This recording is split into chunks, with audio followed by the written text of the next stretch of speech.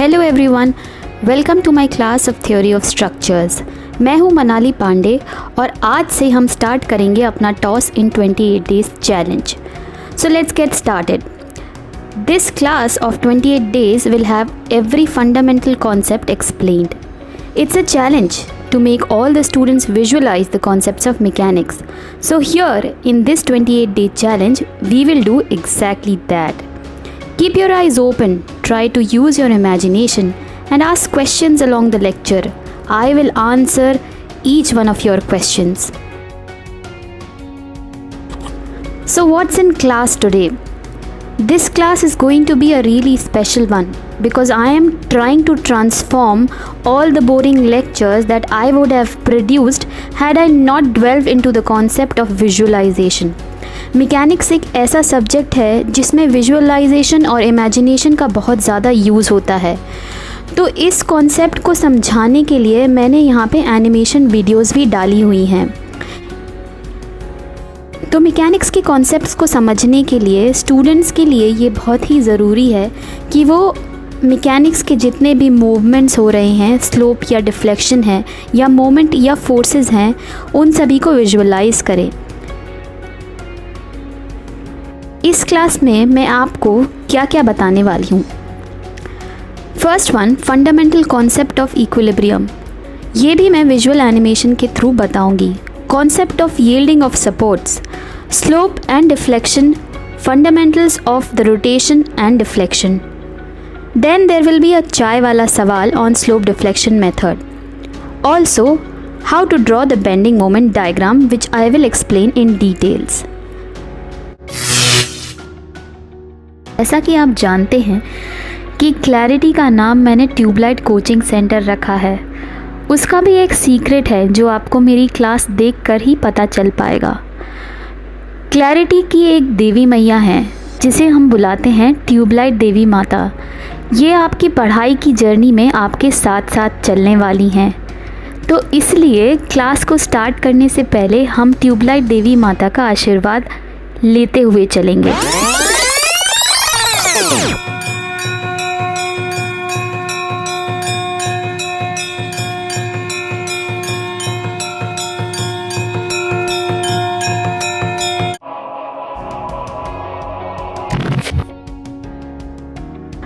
तो क्वेश्चन में ये दिया हुआ है कि एक 3 स्पैन बीम है A B B C C D, जो कि इस प्रकार फिगर में दिख रही है।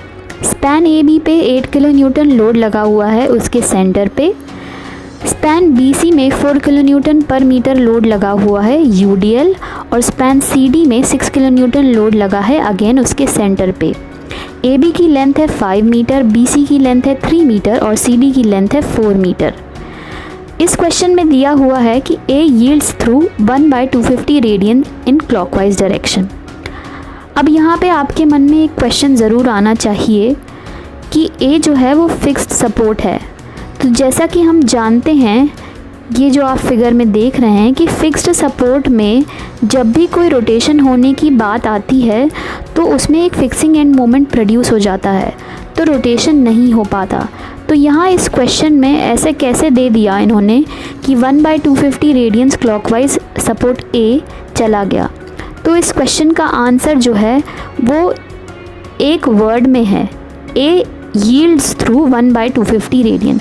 ये जो शब्द है YIELDS यील्ड्स, इसका मतलब मैं इस एनिमेशन के थ्रू आपको समझाऊंगी।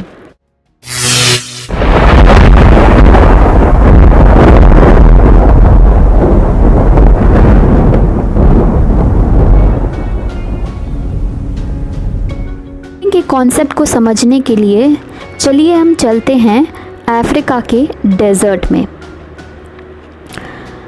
तो ये आ गई हमारी बीम जो कि सेल्फ वेट से आसमान से नीचे की तरफ गिर रही है। ये गिर क्यों रही है? ये ग्रेविटी की वजह से नीचे गिर रही है। अर्थ के एटमॉस्फेयर में किसी भी ऑब्जेक्ट का जो वेट है वो होता है mass into g, which is acceleration due to gravity. तो वो जो एक फोर्स बनता है m इंटू जी, वो नीचे की तरफ लगता है, मतलब अर्थ के सेंटर की तरफ। वही किसी भी बॉडी को जो कि ज़मीन से ऊपर है उसे अर्थ के सेंटर की तरफ पुल करता है। तो तो ये बीम हमारी नीचे जाके गिरे उसके पहले हमने इसको 2 सपोर्ट दे दिए, एक हिंज्ड सपोर्ट और एक रोलर सपोर्ट।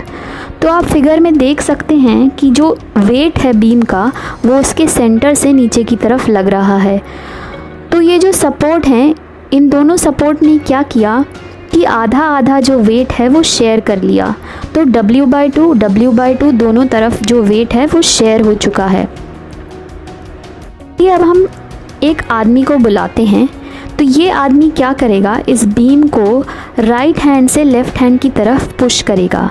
तो पहली सिचुएशन में आदमी ने 10 किलो न्यूटन लोड लगाया हॉरिजॉन्टली, जो कि आप फिगर में देख सकते हैं। तो इस बीम के सपोर्ट ने क्या किया, 10 kilo newton equal opposite force reaction दे दी। अब क्योंकि यहाँ पे एंड ए जो है, जो कि लेफ़्ट हैंड एंड है, जो मैंने 10 किलो न्यूटन लिखा है ग्रीन कलर से, यहाँ पे वो 10 किलो न्यूटन राइट हैंड की तरफ इक्वल ऑपोजिट फोर्स लगा रहा है, इसलिए बीम कहीं पे भी मूव नहीं कर रही है। अब ये जो आदमी है ये 20 किलो न्यूटन लोड फिर से राइट से लेफ़्ट हैंड की तरफ लगा रहा है। तो बीम के सपोर्ट ने equal and opposite 20 kilo Newton horizontal force लगा दिया। अब ये आदमी 80 किलो न्यूटन लोड जब बीम पे लगाता है तो बीम ने फिर से equal and opposite 80 kilo Newton load लगा दिया। पर जैसे ही वो आदमी 81 किलो न्यूटन लोड लगाता है तो यहाँ पे जो हमारा सपोर्ट है वो यील्ड कर जा रहा है, मतलब वो अपनी ओरिजिनल पोजीशन से जो अनबैलेंस्ड फोर्स है, जो कि यहाँ पे 1 kilo Newton towards the left hand side ज़्यादा लग रहा है, उस तरफ वो बीम जो है हमारी वो यील्ड कर गई।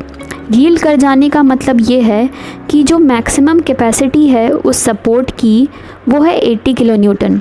उससे ज़्यादा लोड लगने पर वो सपोर्ट अपना जो नेचुरल बिहेवियर है, जो कि हॉरिजॉन्टल फोर्स का है, वो नहीं रिटेन कर पाएगा। तो ऐसी सिचुएशन में जो हमारा सपोर्ट है वो यील्ड कर गया। यील्डिंग जो है क्वेश्चन में दी हुई है, यहाँ पे जो हमारा फिक्स्ड सपोर्ट है वो यील्ड कर रहा है क्वेश्चन में।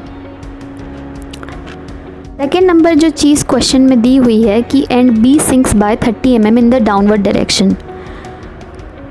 तो यहाँ पे अगेन जो बी सपोर्ट है वो एक नॉर्मल हिंज सपोर्ट है। तो जैसा कि आप लोग जानते हैं कि एक हिंज सपोर्ट जो होता है वो बोथ हॉरिजॉन्टल मूवमेंट और वर्टिकल मूवमेंट रेजिस्ट कर पाता है, क्योंकि उसमें हॉरिजॉन्टल रिएक्शन भी आती है और वर्टिकल रिएक्शन भी आती है। लेकिन अगर उसी सपोर्ट पे जो उसकी मैक्सिमम कैपेसिटी ऑफ रेजिस्टेंस है उससे ज़्यादा अगर हम वर्टिकली फोर्स लगाएंगे तो हिंज सपोर्ट यहाँ पे यील्ड कर जाएगा। तो उसी सिंकिंग की वैल्यू यहाँ पे यील्डिंग की वैल्यू 30 mm दी हुई है। सिमिलरली एंड सी पे भी 20 mm डाउनवर्ड डायरेक्शन में यील्डिंग हो रही है। मुझे पता है कि एज स्टूडेंट्स आप लोगों को मेरे स्क्रीन पर ये जो शब्द है चाय वाला सवाल, ये देखकर बड़ा ही अजीब लग रहा होगा। ये क्वेश्चन आपके मन में तब से आ रहा होगा कि इस टॉपिक और इस लेक्चर का नाम मैडम ने चाय वाला सवाल ऑन स्लोप डिफ्लेक्शन मेथड क्यों रखा है। कोई राज है भाई।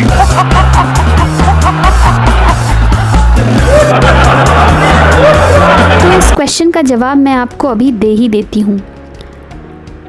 मेरे प्रिपरेशन डेज़ के समय जब मैं मैकेनिक्स के क्वेश्चंस लेकर बैठती थी तो पूरा दिन निकल जाता था, पर एक सेटिस्फैक्शन नहीं आ पाता था, क्योंकि हर बार मैकेनिक्स का एक नया क्वेश्चन उठाओ तो ऐसा लगता था जैसे पिछला वाला भूल गए हैं या सारे कॉन्सेप्ट्स जो हैं वो मर्ज हो गए हैं, हम कंफ्यूज हो जाते थे। तो इसी प्रॉब्लम को सॉल्व करने के लिए मैंने ये कॉन्सेप्ट निकाला कि एक ऐसा क्वेश्चन उठाओ जिसमें उस टॉपिक के सारे कॉन्सेप्ट्स एक साथ यूज़ हो रहे हों और उसी क्वेश्चन को रिपीटेडली 10 बार सॉल्व करो।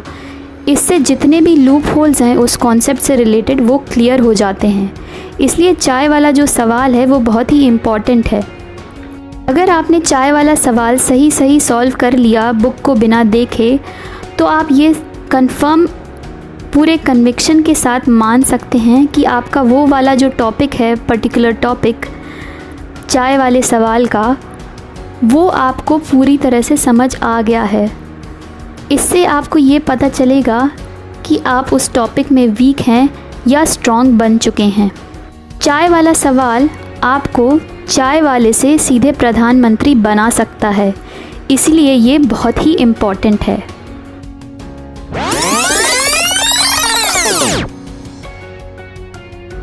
तो चलिए अब हम वापस चलते हैं अपने सवाल पर, जो है हमारा स्पेशल चाय वाला सवाल। इस चाय वाले सवाल के क्वेश्चन में हमें 3 चीज़ें दी हुई हैं। अभी अभी हमने एनिमेशन के थ्रू देखा कि किस तरह से सपोर्ट यील्ड कर रहा है। क्वेश्चन में भी हमें क्वेश्चनर ने ये दिया हुआ है कि जो सपोर्ट ए है वो +1/250 रेडियंस से यील्ड कर जा रहा है, जो कि एक फिक्स्ड सपोर्ट है। सिमिलरली जो सपोर्ट बी और सी हैं वो रिस्पेक्टिवली 30 mm डाउनवर्ड और 20 mm डाउनवर्ड यील्ड कर रहे हैं। आप एनिमेशन देख के समझ ही गए होंगे कि जब सपोर्ट की कैपेसिटी के बियॉन्ड कोई भी फोर्स या मोमेंट लगाया जाता है तो सपोर्ट अपने ओरिजिनल कैरेक्टर से डिविएट हो जाता है, इसलिए वो यील्ड कर जाता है। तो ऐसे क्वेश्चंस को सॉल्व करने के लिए बेस्ट है कि हम स्लोप डिफ्लेक्शन मेथड का यूज़ करें।